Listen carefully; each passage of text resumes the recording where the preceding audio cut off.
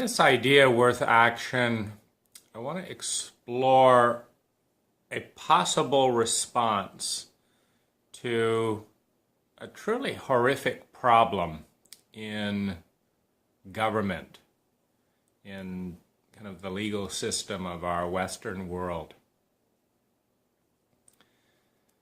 Now, the problem, as I experience it, is a complete lack of regard and attunement with the individual. And I'll take you a little bit into this world. I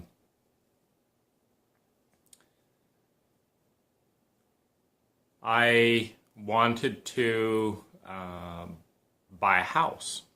And because I've been traveling and preferring to do this kind of donation work, we're basically every month that I take off work to do nonprofit book writing, all of the books that I've published, are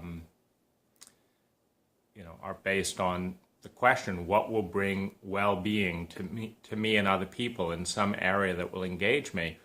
And this is not a profitable book to write, and so I self-publish, and so I consciously reduce my income and translate it into time, and then contribute that in ways that bring about well-being. So I go to the bank to get a loan for buying a house. And they say your income doesn't justify it. And I say, well, will you actually look at my life? Will you look at my life? Will you look at my trips? Will you look at the bursts of money? Will you take a moment and actually see me? And the answer is no. We don't care about how or why this amount ended up on your tax return. We will not let you buy a house, even though you have perfect credit, no debt. I've been in business for 25 years, and so this is the kind of boxing in that is out of sync with the individual on a bank level. So then I think, well, what about getting a business line of credit and building my own house? And so I ask, what about a business line of credit? No debt, good income, 25 years, etc. They say, well, do you make over $250,000 in gross receipts? And I said, well, I easily could if it comes to that. But my choice, basically, after around $150,000 in gross receipts, that's enough for one individual, and so I give stuff away and take time out. They said, well, we're not interested. I said, so in order for you to give me a line of credit I've already have this land, to build my own house, because you're so crazy you won't even give me a loan for my house, I have to stop taking vacations for 2 years just to prove that I can do it. They said, yeah, that's what you have to do. I did that for 1 year, and in 1 year went up from $125,000 in gross revenues to $450,000 as a hoop jumping for this loan, which wasn't the best thing for my well-being, which wasn't the best thing for anyone else's well-being. It was just what this bank wanted. And so that's a little sidestep on the bank. Then you switch over to the government office, and there's a very difficult lot which has a moving fault, which has a public road that is in danger and is being poorly repaired by the county of Marin. You switch over there.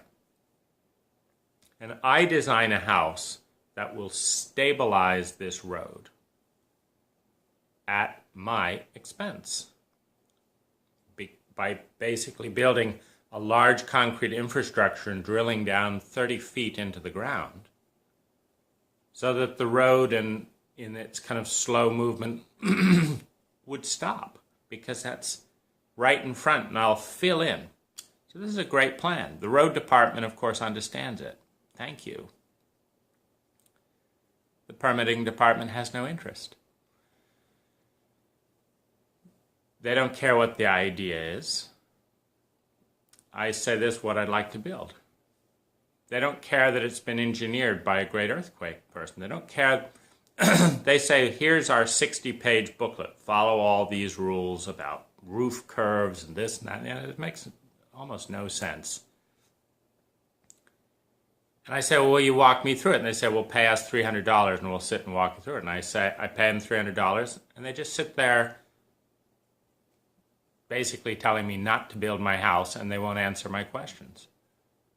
And they tell me it'll take me 3 years and $30,000 to go through their hoops to build my house. And I start going over the design, and they say, this doesn't meet our criteria on page 55. And I said, who are these criteria for? I think this is a very nice design. I said, who's it for? They said, the neighbors. I said, well, I have good news. I have met all of my neighbors, number one. Number two, I showed them the design. Number three, I asked for their input. Number four, they like it. And they say, oh, no, these aren't the actual neighbors. These are the hypothetical neighbor. We have built our guidelines for the neighbors, not your neighbors, the neighbors. So where are these the neighbors? Well, they probably exist somewhere. But my neighbors actually like it. Well, we don't care about that. So you're going to take 3 years of my time and $30,000 of my money to do this for the neighbors. And you're actually going to fight me and my neighbors to do it.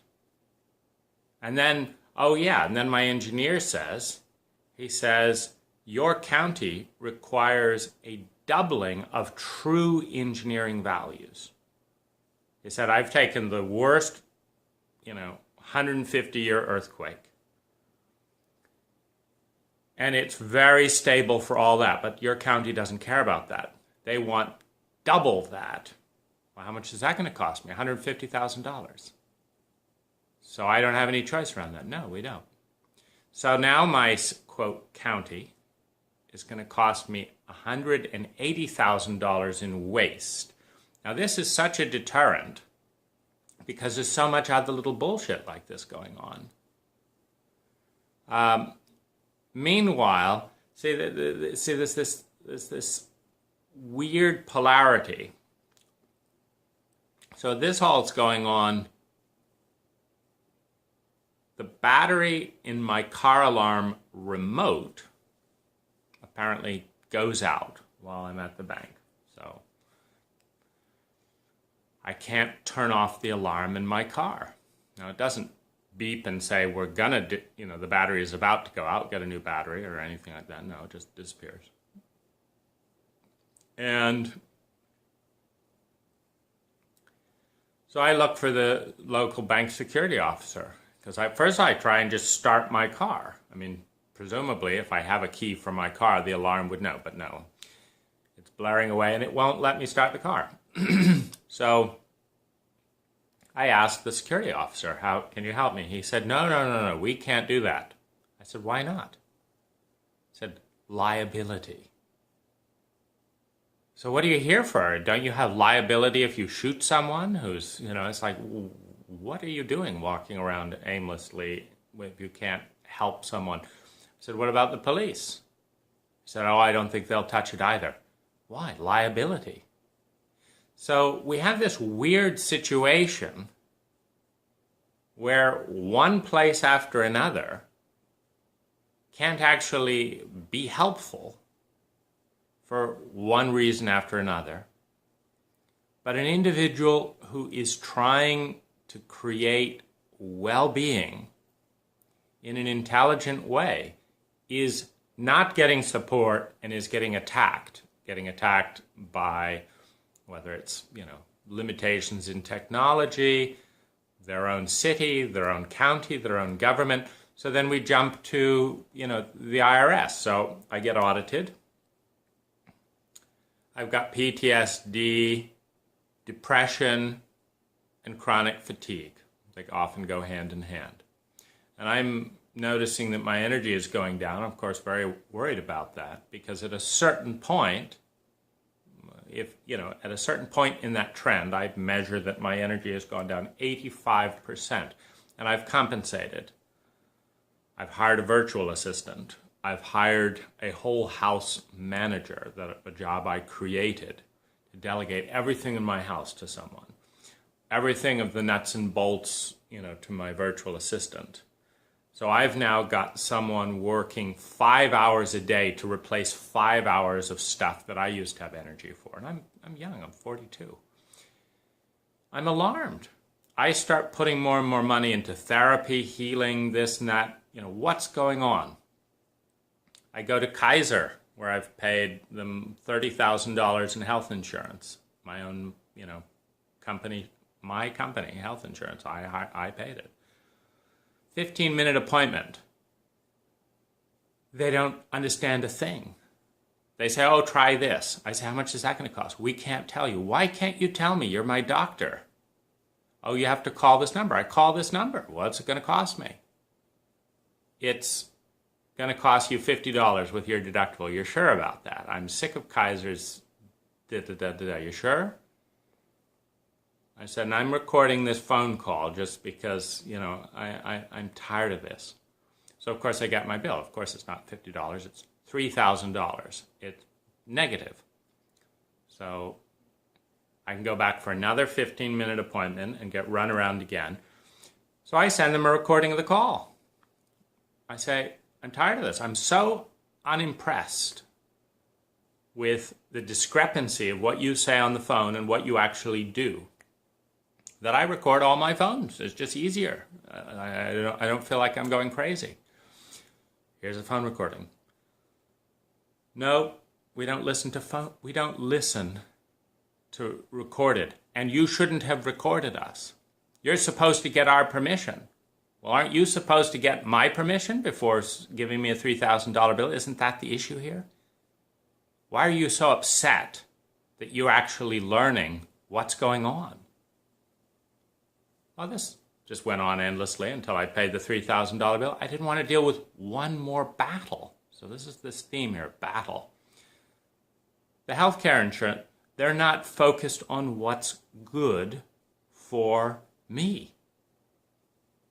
What's good for me is to get to know someone intimately, talk with them for a few hours, really get to the bottom of it. What isn't good for me is 15-minute rushed appointments by people that don't have enough information to do a diagnosis, who says, we're so sorry, we're pushed into this. Just keep paying us your money and here's another $3,000 bill. That's not what's good for me. That's so discouraging. That's the end of that. So that kind of shuts off that wall. So then I'm exploring, therapies, acupuncture, this, that, and the other. $25,000 a year. The IRS audits me. They say, what's all this? I say, I'm worried I won't be able to work without this.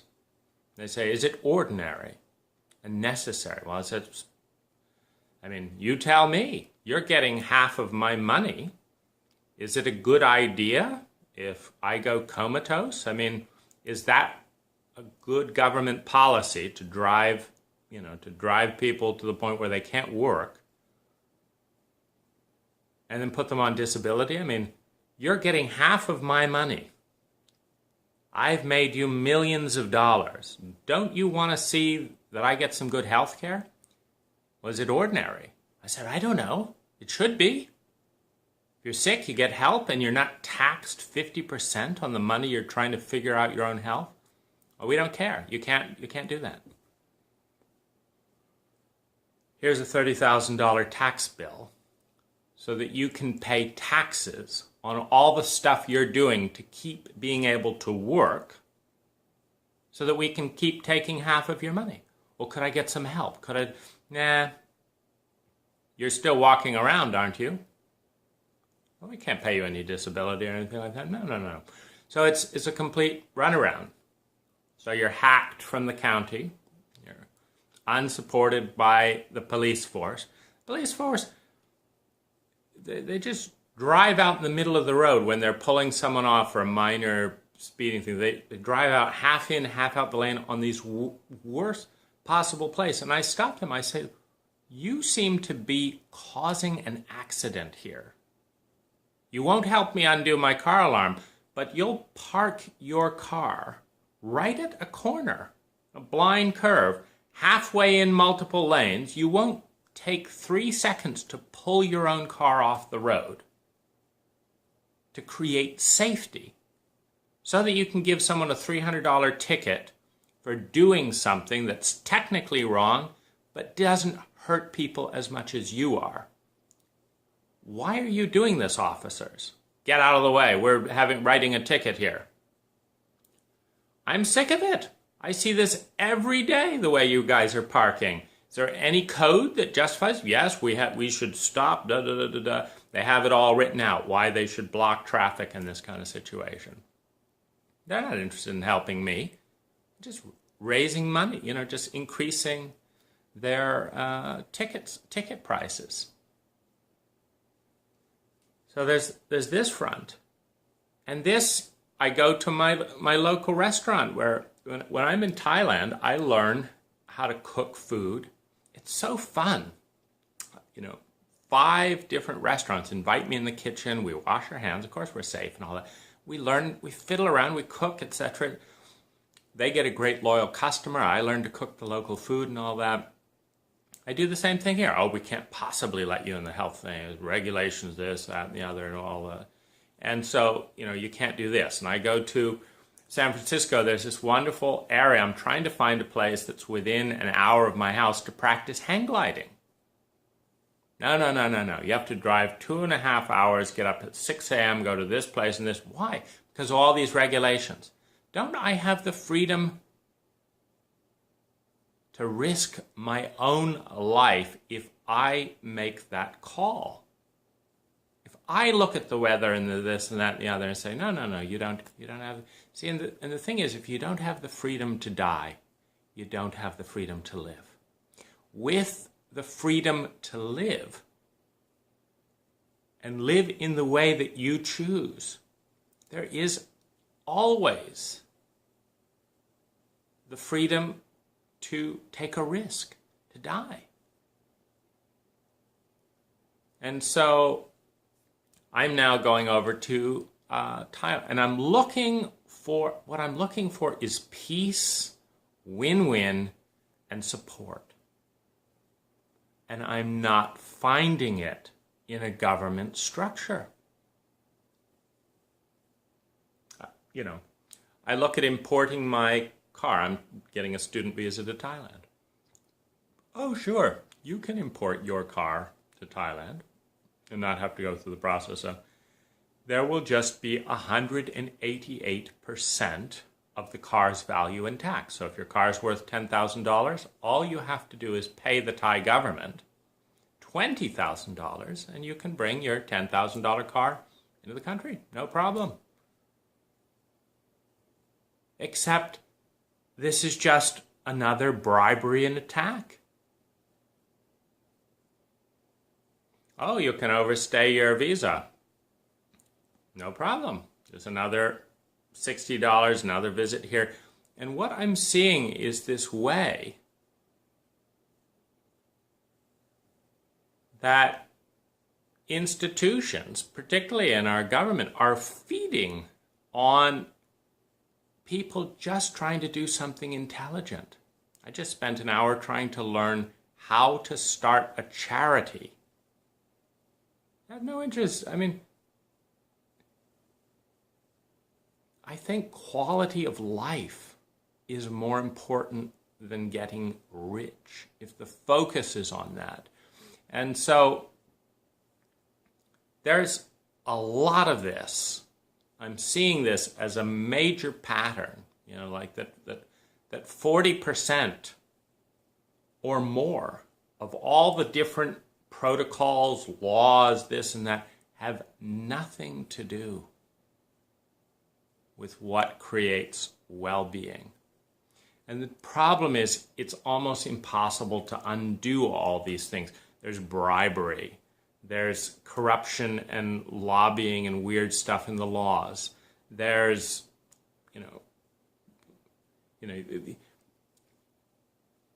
I had a client called me because they wouldn't let him move into his house unless a landscape architect signed off on the drip system design of his garden.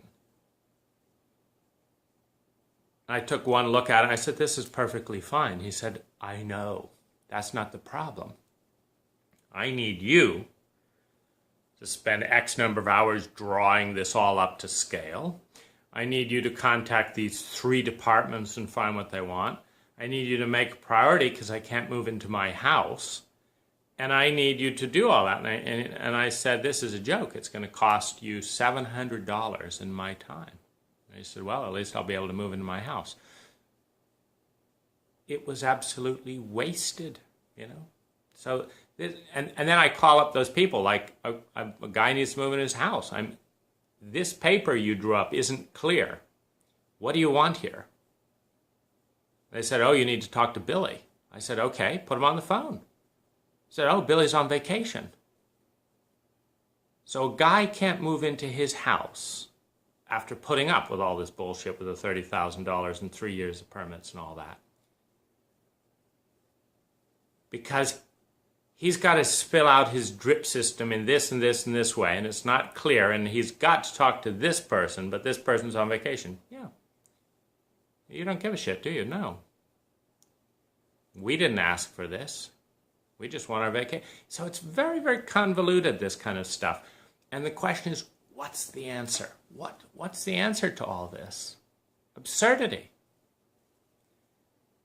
And I think that it's 2 things. One, a budget that is set based on the amount of increased well-being that is generated as a result of the government in the eyes of the people. In other words, road budget in Marin, let's say $290 million.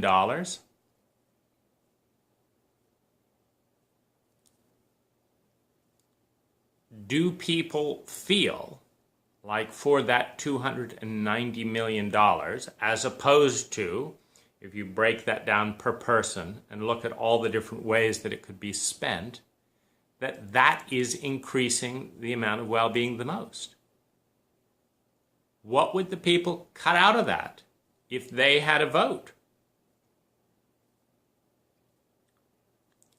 How much, what would other organizations, in other words, I think we should set an amount, whether it's 10, I think 10% is a good amount. That 10% of the local economy, maybe even 5%, goes into a fund where anyone can propose possibilities of spending that money. And we don't spend a penny unless 2/3 or X number of people agree that their well-being is going to go up because it's spent in that way, number one. So this is one thing I'm kind of riffing and brainstorming. But what I really feel is that we need something that goes on in Thailand, for better or for worse, is this sense of contextual law. So a 6-year-old is driving a motorcycle in Thailand without a helmet. And let's say that day the police pull him over. Maybe he's 10 years old, whatever, all over the place. What's going on? Well, my grandmother can't get out of bed, and she asked me to get some milk, and I know how to ride a motorbike, and so I'm going down to get some milk. Ah. Can I give you a hand? That's a high value. Any person with common sense can say this is a good thing. A kid is taking care of his grandmother. Now in Thailand, the government doesn't take care, and it doesn't have this whole complicated, entitlement thing. So it is the younger generation that cares for the older generation, and the older generation that give birth and raise the younger generation. It's a circle. So there's no old homes, there's no, Social Security and anything that. You love and take care of your children. If you do a good job, they will love and take care of you. It's that simple. And why let the government get in the way? Keep the taxes low so that they can do that and do it honorably. So this would be an example of something that nine times out of 10, the law would not get in the way of that. And so what I'm saying is it's a contextual law. This is a good thing, we want you to do this, but there are other more important things. And so we're not going to get in the way. Similarly, someone dies in an accident or whatever, and the Thais have this beautiful way of the families coming together to grieve, to honor, to support in an honorable way, and replace the impact of that death. So a friend of mine killed a monk driving. The monk stepped out in the road, she was driving, she killed him. And so her family and the monk's family went through this ritual. It takes 3 months or so of offerings, of crying together, of giving gifts, of giving foods, of understanding the impact of hearing. There's a mediator that knows both families, and the police don't get involved. And at the end of it, they also understand that, that monk was adding, status to the family and doing this and that and the other.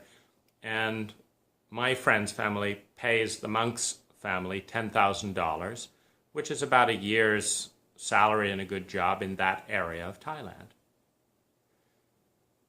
And there is healing. There's a release of guilt. There is a release of animosity. No court, no police, no insurance, nothing. Because they're intelligent. And the number one focus is to understand the feelings of the one who has lost a family member. And there's a lot of healthy catharsis and release, a lot of honor, a lot of intimacy, a lot of understanding, and the families are closer after this. Now this is why it's an older, more mature culture. It's been going on for thousands of years without us messing with it.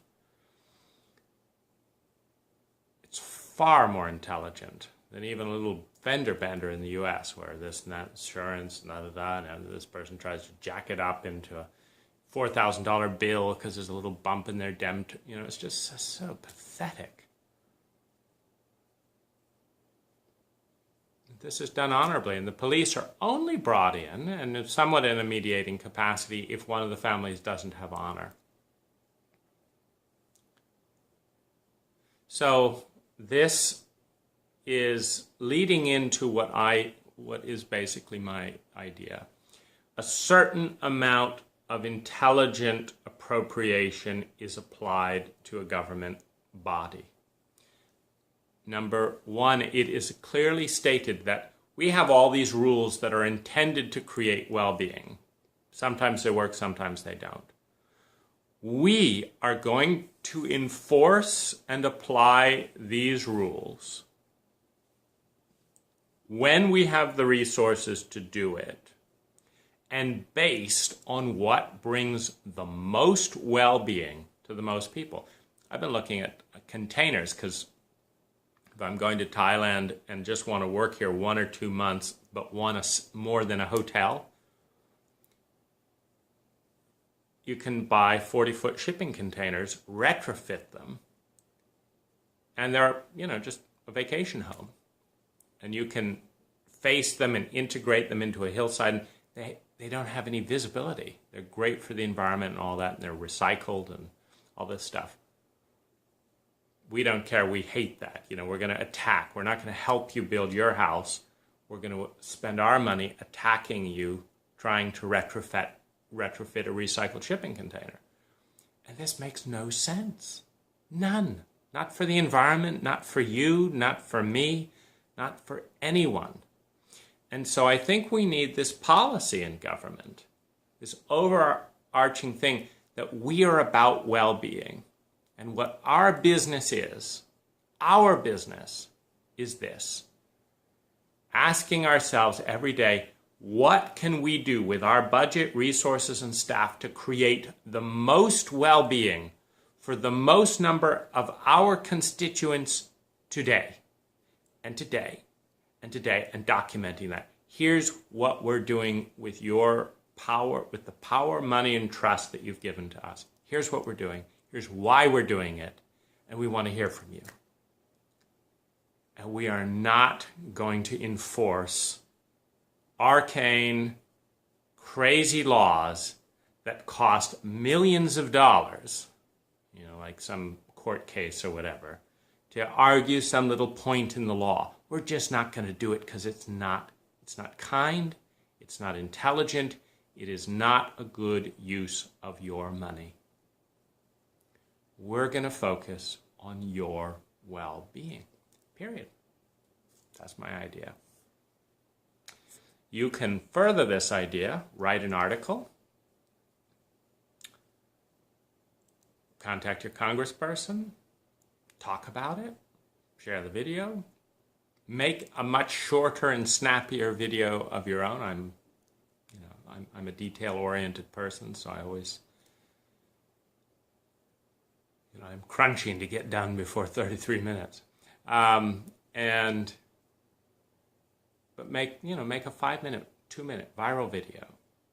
Help share this idea, because we have the resources to bring well-being. We have the intelligence. We just don't have the paradigm of putting people before absurd regulations.